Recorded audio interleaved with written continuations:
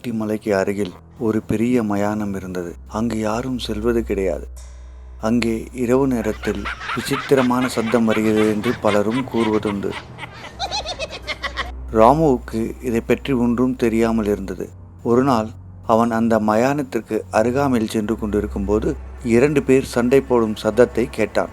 அட, இந்த நேரத்தில் இங்கே யார் சண்டை போடுறாங்க? இது என்ன சண்டை போடுற இடமா?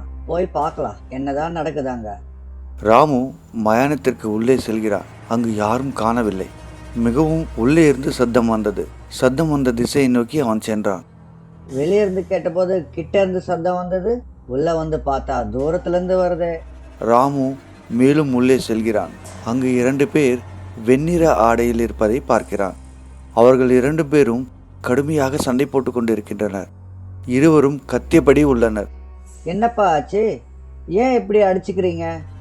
இந்த நடுவு ராத்திரில 2 பேரும் இங்க என்ன பண்றீங்க? பாத்தியா, நான் சொல்லல இவன் பயப்பட மாட்டா, நேரா நம்ம கிட்டே வருவான்னு. சரியாதான் சொன்ன நீ. என்னப்பா சொல்றீங்க நீங்க?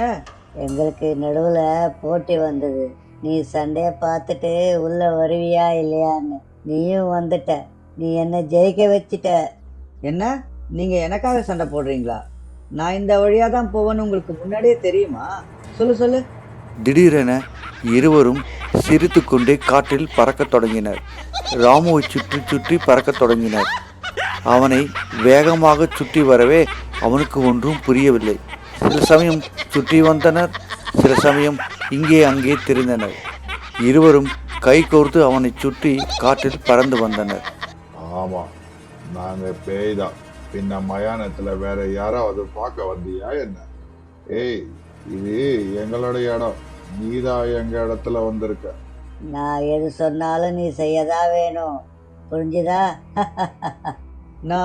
நான் என்ன பண்ணுவேன்? நான் போயிடுறேன்.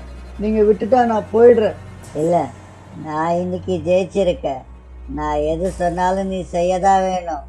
சரிப்பா, சொல்லு, என்ன வேணும் உனக்கு?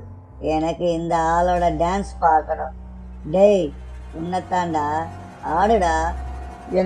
எனக்கு டான்ஸ் வராது. நான் போயிடுறேன். இப்படி கூறி ராமு அங்கிருந்து ஓட ஆரம்பித்தான். அந்த 2 ஆவிகளும் அவனை பின்தொடர்ந்தன. வேகமாக ஓடியதால் அவன் அங்கிருந்து தப்பித்து விடுகிறான். இதை பார்த்தவாறே 2 பேய்களும் சிரிக்கின்றன. ராமு ஓடி ஓடி கடைசியில் வீடு வந்து சேருகிறான். கடவுளே, இன்னைக்கு மயிரில தப்பிச்சேன். உயிர் பழிச்சுது சாமி.